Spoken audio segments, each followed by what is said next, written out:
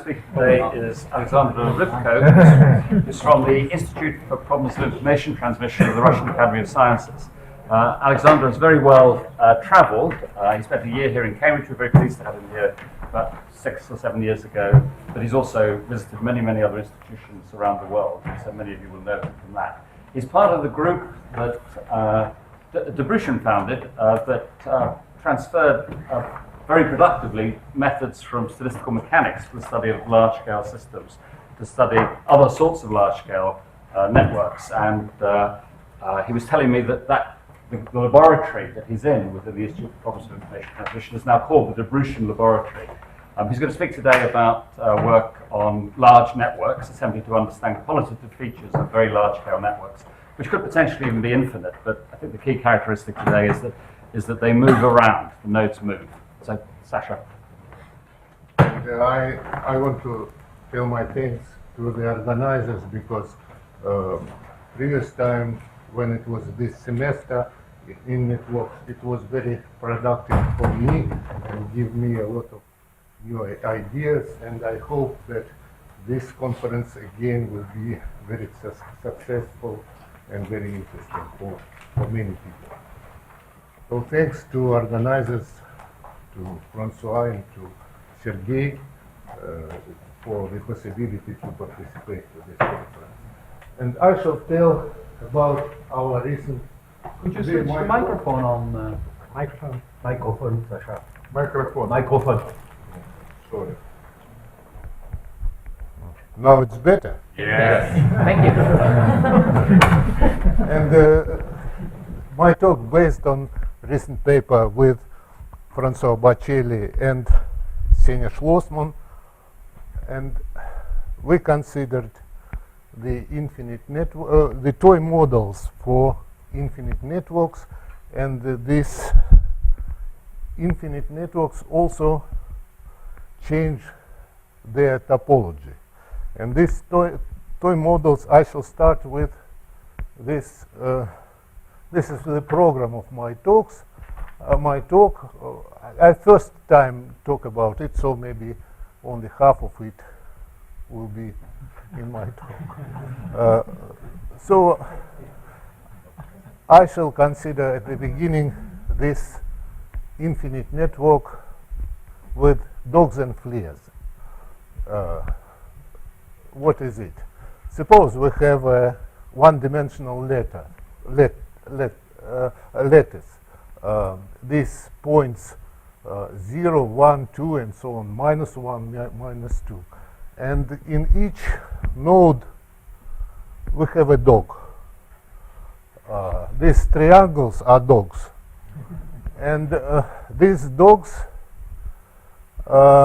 they not stay in these points, they can jump. And on each edge of this lattice, there are independent clocks which rings with exponential service time with exponential distribution after time interval with exponential distribution with parameter beta. The clocks rings, and two neighboring dogs exchange their position. These dogs, for example, come here, and simultaneously these green dogs come here. And the same for each pair of dogs. So it's like exclusion process a little bit. And this imitates, in some sense, the real moving networks when this service travels through the graph. Infinite graph. And another thing are these fleas. Each dog has fleas, and these fleas come from outside with intensity lambda for each dog, and they are waiting in queues in each dog, and when some fleas come to this dog, it knows its address. For example, simplest case when this address distributed to the neighbors to the neighboring points of our lattice with probability 1/2. For example, but the dogs traveled with their fleas, and so upon a time this distance will change to the distance between their position on the lattice and its destination will change, and the mean value of this distance will be for the square root of t, of course, in this situation, and will increase. And when some and these fleas stay in queues in their dogs, and when they will be served, they try to jump to direction of this address. For example, the address of this flea is here, but it can jump only on distance 1. So it comes to the next dog, and then when it will stay in this queue, it jump again, and after some random number of jumps, it will reach its address and disappear. So these fleas are some analogs of customers or pockets. And of course, it's an interesting question. The most interesting question for such network, infinite network with these moving, jumping dogs, is about its stationary measures or conditions of existence of these stationary measures and so on. But I will tell only about much simpler but important questions. I shall consider the mean field limit for such type of networks, and I shall try to explain the ideas how to prove the convergence to this mean field limit. And if something not clear with the model, ask me immediately, because after it will be Russian tradition to ask during the talk, not at the end. So is it clear, the model here, or not? Yes. So they jump in direction of destination. Yes. But yes, size 1 jump. Yes, size 1. If the dog is at the destination, if a flea is at its destination but not first in the queue, can it get off the dog? It stay in the queue, and when it will be served, maybe the distance will increase, and then it must, if the distance is 0, 1, or 1 at the moment when it will be served, then it will disappear. Otherwise, it will. But only one of the dog's fleas is eligible to jump at any given time. On the first one. Only the one at the head of the queue. Yes, yes. But the discipline maybe not first come, first served. Maybe some different discipline. If the discipline is first come, first served, it's not good idea. Because it's not too difficult to understand that in this case, if you fix all the parameters, all of them are positive. And if this, typically it will be transient. So it is better to consider much different discipline. Yes? So 1 over sigma is the mean time that this thing stays, right? Sigma is the rate Is of the exponential parameter of exponential distribution of service time. You don't have 2 dogs at the side, only 1. You only have exchange. Yes, because if they exchange their position together, so it's impossible to have 2 dogs. By definition. Is it clear? Clear. Okay. If a dog jumps, he takes all of his fleas with him?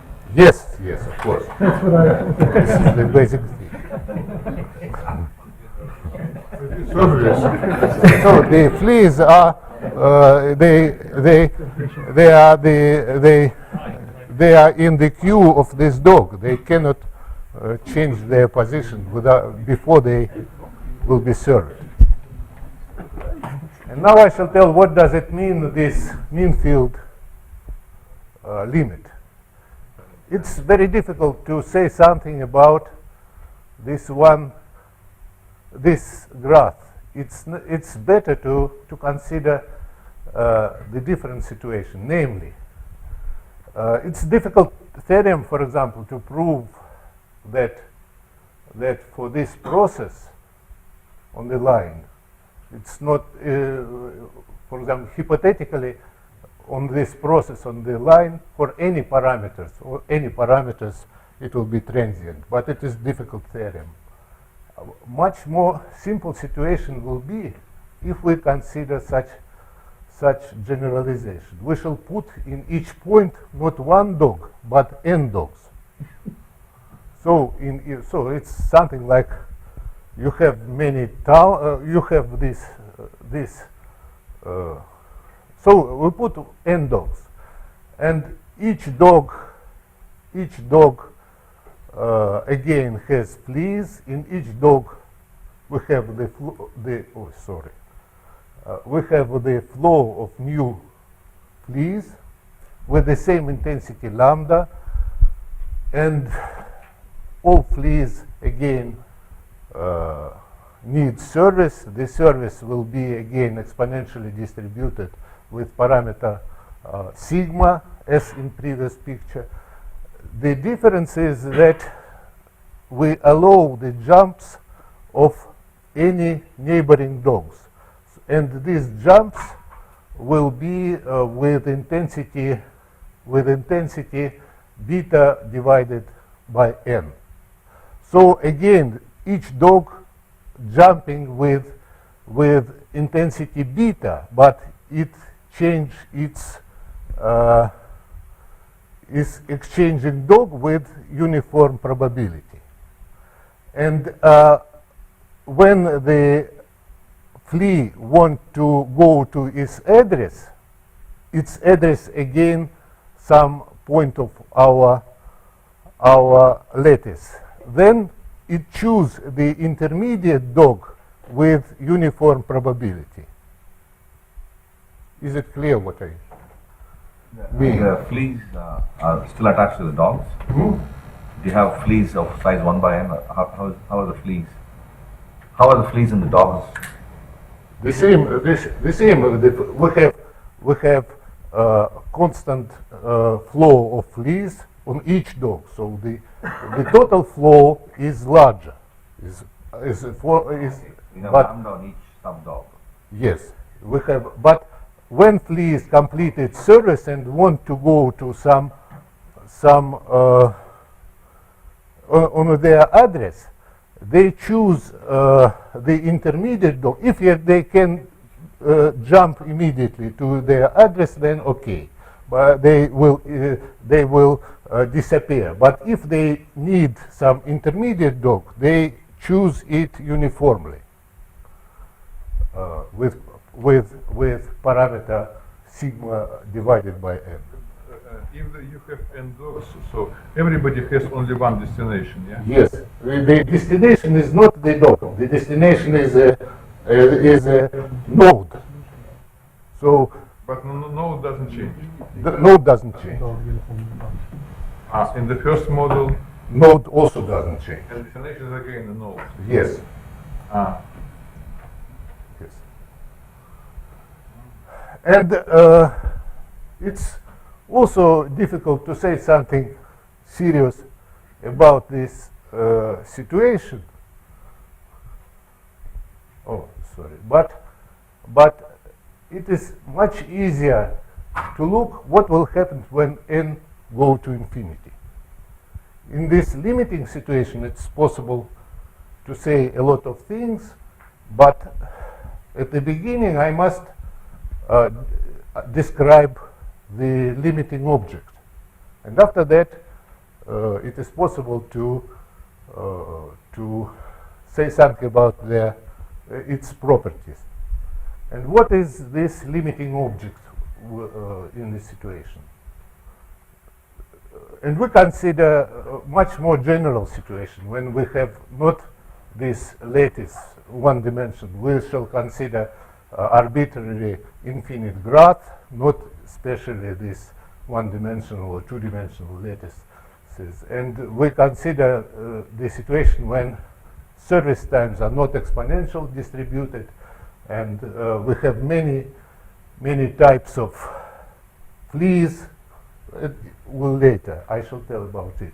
But now I shall tell what we shall see in the limit. What kind of random processes we shall see in the limit. In the limit we shall see nonlinear Markov process. What is it, nonlinear Markov process? I shall tell only simple example. When originally we have finite Markov chain. In this dogs and fleas situation, we have continuous time Markov process with quite large set of states. We must have in mind all this infinite set of Q's. But nevertheless, it's clear for our original model before this mean field limit that we have Markov process, usual Markov process. But what is it? Is nonlinear Markov process. If we have a finite set of states for Markov chain, then everybody knows what is it Markov process. We have one matrix P, and we apply it to measure on our states, and we have new measure eta and so on. But in the situation of nonlinear Markov process, we have a special matrix for all. We have infinite set of matrices, and these matrices depend on our measure at moment t. So we have such evolution. We have this set of matrices depending on p, and we have some initial measure. Then we apply to our initial measure corresponding matrix. We have a new state, a new measure, and so on.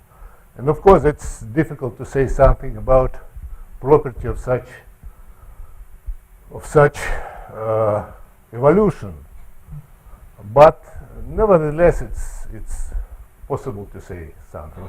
For example, if it is easy to see that if this dependence of matrix P, dependence on measure, is continuous, then it is not too difficult to prove that this sequence has a fixed point. But it is possible to have many fixed points, many attractors, many repellers. It's almost arbitrary dynamical system on the corresponding simplex of measures, probability measures. I have a question. Yes. So the role of S here is that as you Sorry.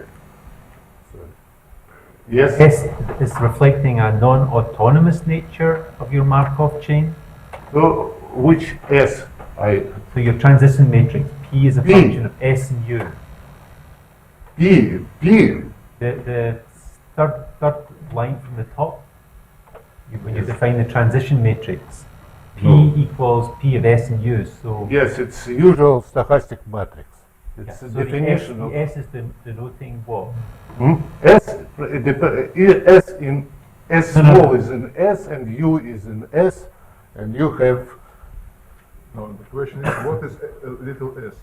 little s. You must put here large s. Of course, it's a mistake. Here you must put here large s, not small s. S and U are states. Yes, but in statistical mechanics, usually they name measures as states, and states are configurations. It's terminology from. But So little s and little u are elements of big S.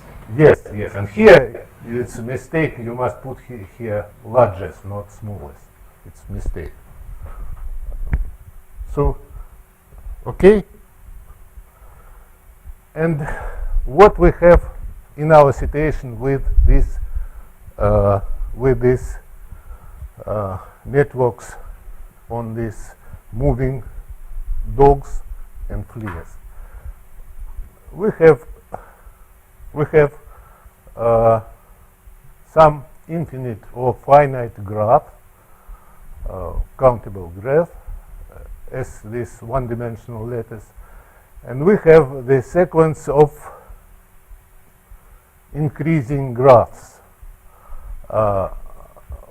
If we fixed here m or n, we at the beginning consider the disjoint copies of this original graph G, and we add an extra edges to these copies. Namely, we shall tell that the node eta, the node nu 1 n and nu 2 m is connected if in original graph they are connected. So each edge in original graph gives us the n square extra edges in this n graph from our family. And we shall be interested what on this limiting object when this sequence go to infinity. And this is in previous picture we shall define this family of increasing family of graphs, which will be interesting. And now I shall define the limiting behavior of our nonlinear Markov process. This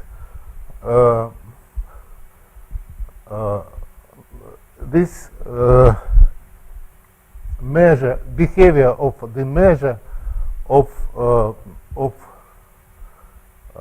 so maybe I shall look again at this picture. You see here that in this nonlinear Markov process, the family of measures P1, P0, P1, and so on are this is not random; they are deterministic, because for each measure we have the special matrix and apply it and so on. And the same situation will be in our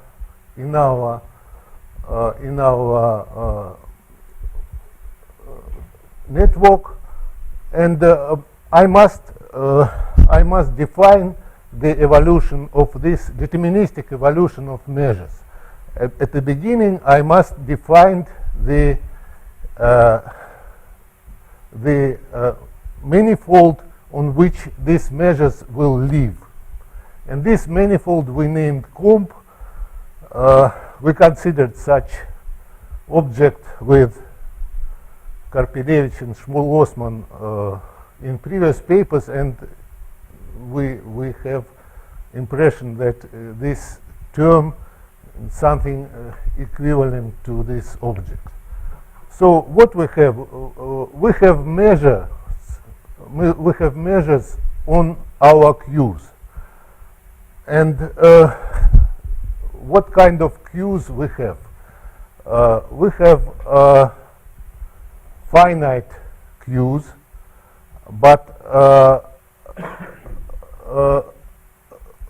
so the length of our Q's will be equal to L. This is the length of our Q's. our queues will be in different nodes. So this index is for node, and this index is for node. And in our customers or clients, we have types of our customers. These types are from a finite alphabet. This alphabet is fixed for all the nodes and for all the queues, and we must add this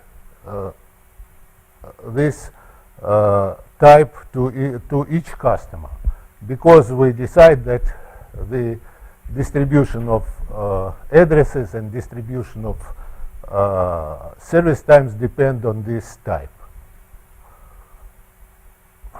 And then this is this final address of each customer in each queue. And this is the customer which we served at this queue. Only one customer will be served at any moment, so we denote it this way by put here C capital.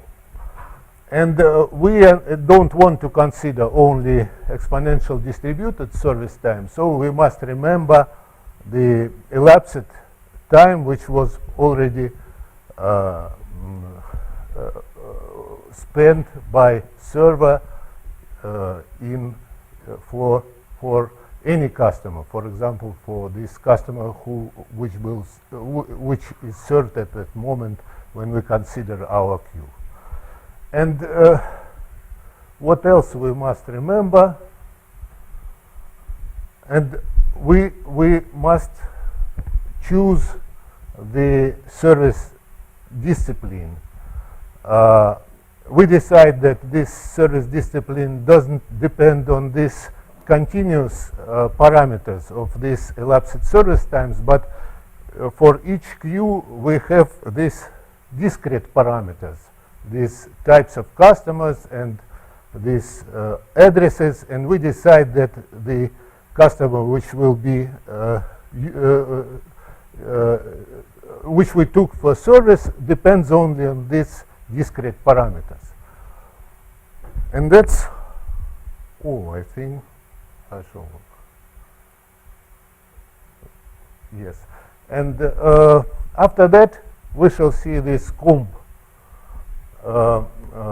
Because we have finite queues, arbitrary finite queues, and they have these discrete parameters. They these types of customers, their addresses, and the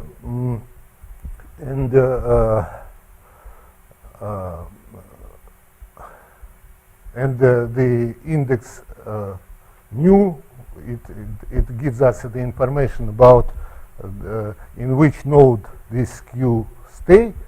And we have these continuous parameters, the elapsed service times. These continuous parameters are not negative, and for each discrete parameters we have positive orthant of dimension of these discrete parameters which we have, and we have such a set of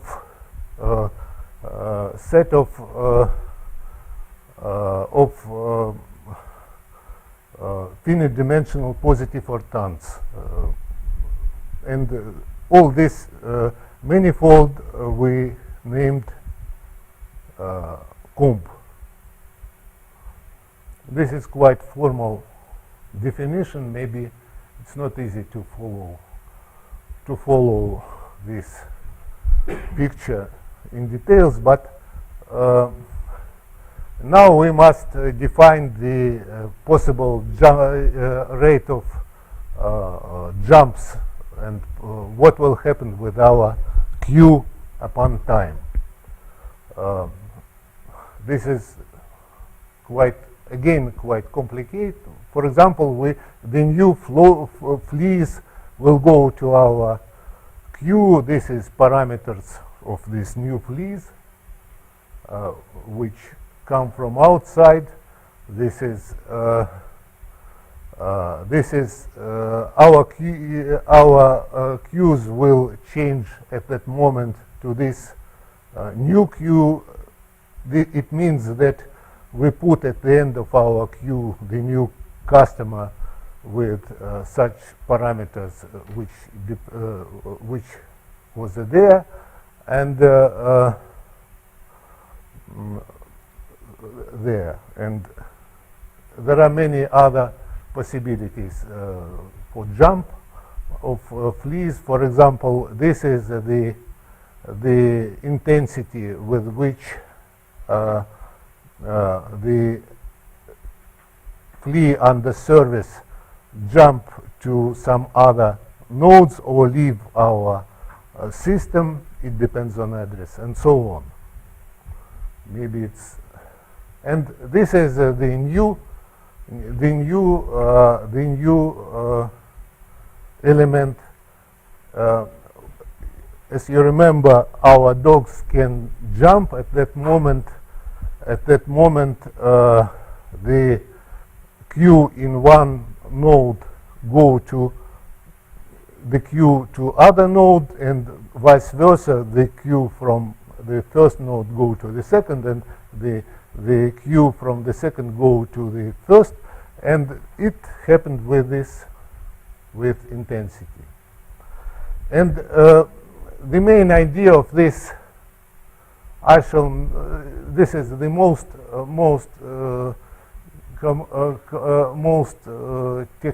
difficult for understanding these long formulas for transit clients. I shall omit it, but this is a simple example. Maybe it will be better on this example.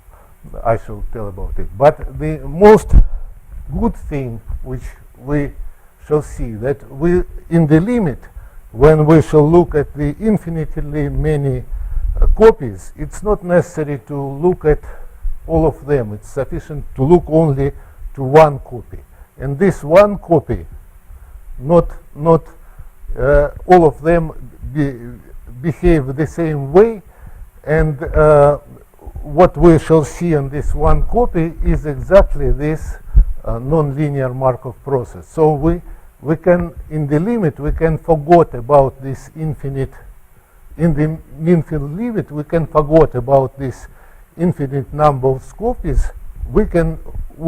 It's sufficient to look at one copy of at original graph and look what will happen in the limit, in mean-field limit, with these measures of Q in this one copy of this graph. It's the main idea of this mean-field limit.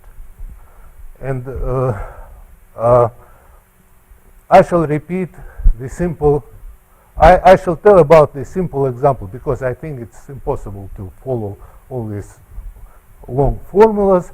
But suppose we have very simple picture when our original graph contain only one node, and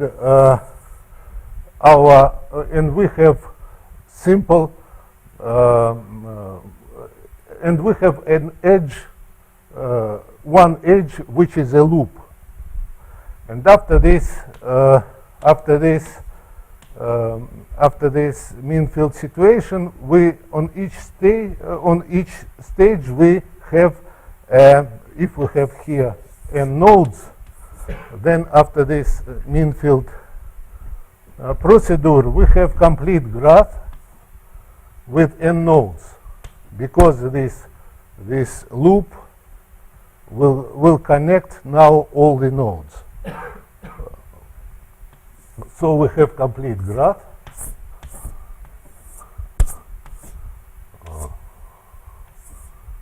So that's all, I think. Yes. And this may be better to look at this. So we have complete graph of 3 nodes.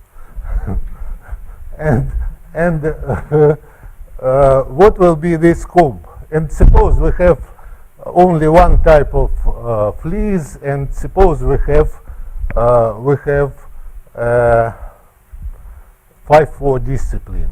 In this case, to know this measure on these Q's, we must know how many, what is the portion of our nodes is empty, what's the portion of our, we put here this portion. It will, for example, in this situation, we have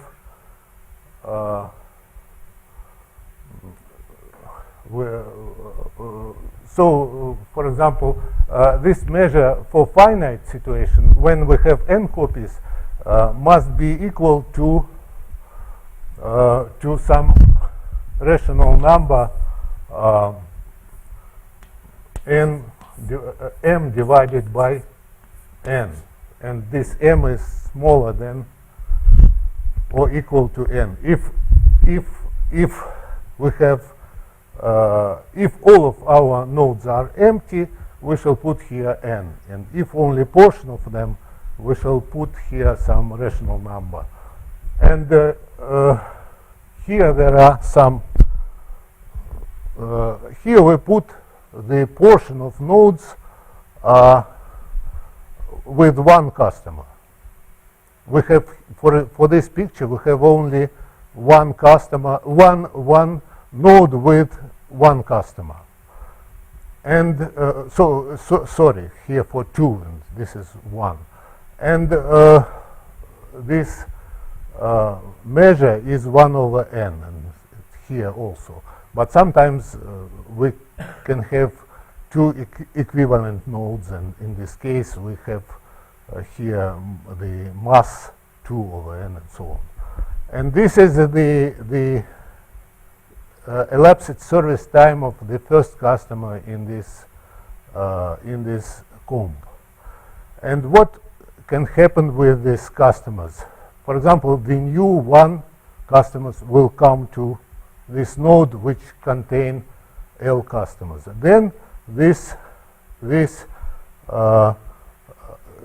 point go to here because we have an extra 1 customers, and this line is parallel to this. And suppose we have such situation that some customer was served and go away. Then we jump here and so on. And yes. To warn you, so 5 or 8 minutes. Okay. So.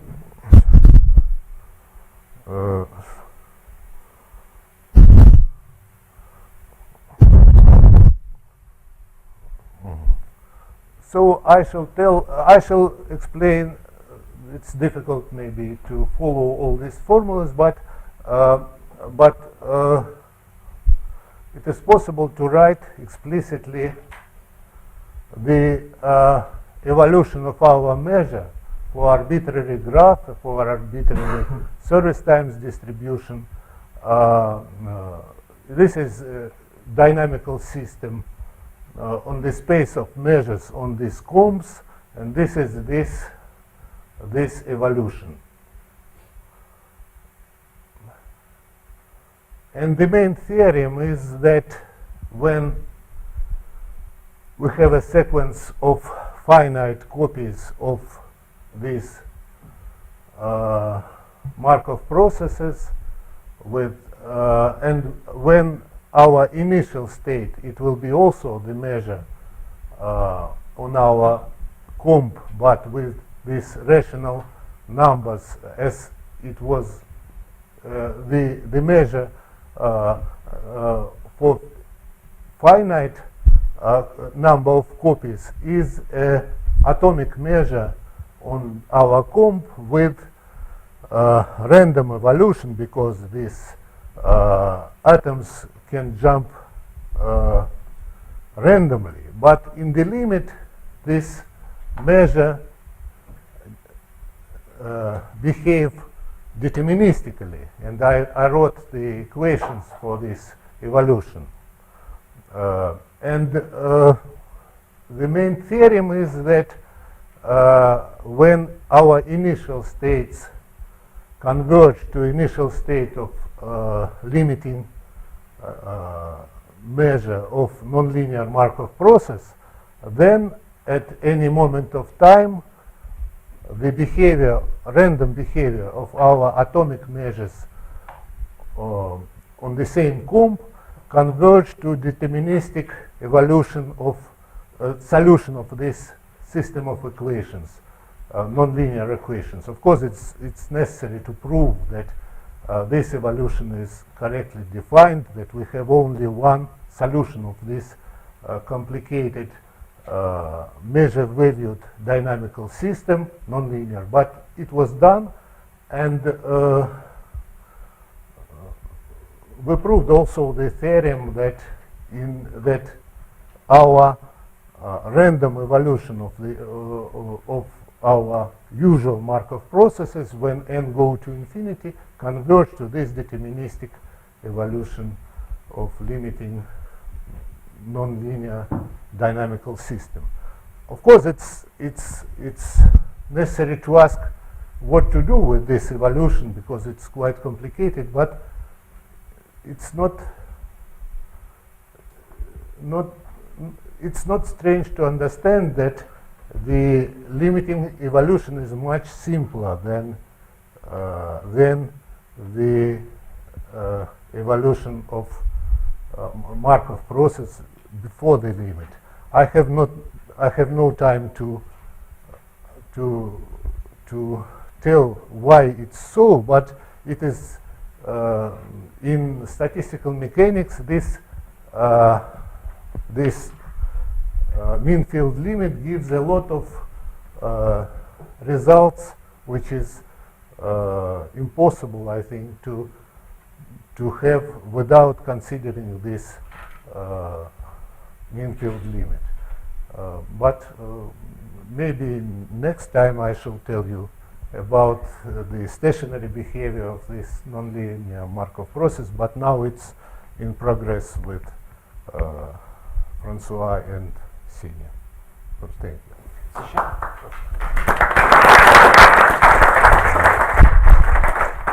It's a shame not to see the rest of the slides, though. So I wonder if you wouldn't just go through the rest of the slides, spending maybe 10 seconds or 20 seconds each, just to see.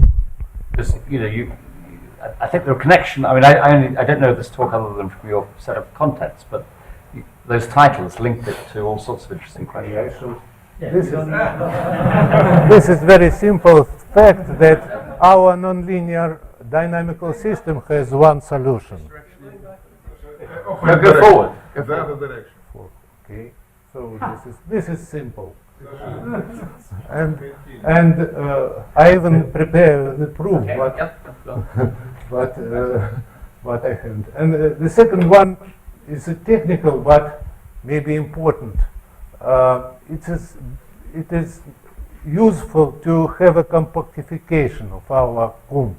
It means that we must input the infinite points on our graph and infinite points of our. We must consider maybe it's not maybe necessary, but That's enough on that one. Go on. so you see what will happen with our infinite. Here is two-dimensional lattice with these dogs and fleas, and we must add for compactification of this graph the infinite points. So this is okay. This is compactification of our Q's. Our Q's are finite, but it's not a compact set. We must add the infinite Q's, and how to do it. This is, and after that we have a Feller Markov semigroup. After this procedure, we have Feller Markov semigroup on compact set after this compactification. And after that, I repeat some theorem from Etienne Kurtz's book, which we used. And what else? This is and the main problem in this Trotter-Kurz theorem, we must construct the core for this sequence of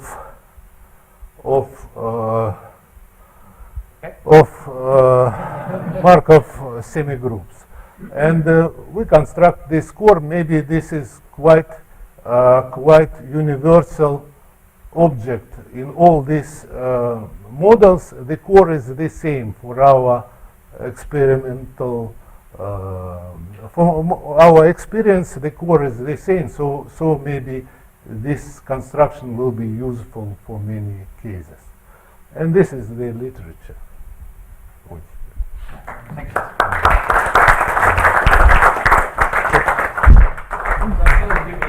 That know of various other applications, but for example, in the computer laboratory here, they've designed mechanisms where packets get handed to other nodes when they're in close proximity, but they call them pocket-switched networks. Combination of things swapping from pocket to pocket. I had a question before opening it to others. So from the form of the solution ST, one might begin to ask questions about what kind of policies might be good policies. You may not be able to solve for a stationary distribution or whatever, but you may be able to get bounds. I mean, for example, if I can choose which packet to serve. Of course, the good policy is to give priority such fleas which have short routes. This is the good policy. And if you do so, then you have some positive area of parameters when this infinite network will have stationary measure, and even will be a if I think the same, it's under progress, will be good if you shall the same fact will be good if you shall put LIFO policy in each node. So LIFO in the sense that they wander away from where they're like usually the new customer have the shorter distance, then the customers will come before, because the distance between its address and its destination increase in time. So it's almost the same as the shortest. But it's, Can one say something about the rate of approach to the steady state? it's even difficult to say when you have steady states. For example, you have many steady states. Isolated or Some of them are repellers, some of them are attractors, some of them not repellers or attractors. We have almost nothing about. We have some steady states from some case. For example, for this FIFO discipline, before the limit, we never have invariant measure. We never have steady states. But in the limit, for this mean field limit, we have steady states. It means that we have metastability for large number of copies. We need the behavior of the network is quite good for very long time. This time depends on the number of copies. But then we come to the bad situation, and our queues will increase to infinity with it's this metastability phenomenon. But in the limit, it never happened for some initial states. Yeah, any other questions? Sasha, I'm trying to simplify your model as much as possible. Yes, you consider copies, but forget about copies. You have only some, and you have points on the line. Okay. Instead of a line, I make a circle. Yes. a very large circle, Yes. and so without copying and What happened with for it? any such for any size, you for any range of parameters, you have stability for some parameters. No. For some range If of you fix parameters, then for sufficient large circle, you will have transients for phi4. I can explain it. It's easy to see because what we shall see. What suppose we have this first case. Look. Maybe down.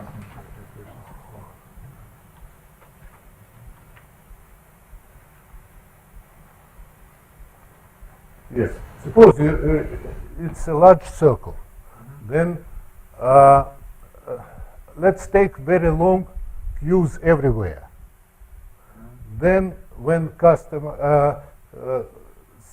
when this last customer came to decide to jump, if we have phi4, its address will be uniformly distributed. And with probability 1 over L, where L is a radius, around 1 over L, it will come away or come to the next queue, because and it will repeat it.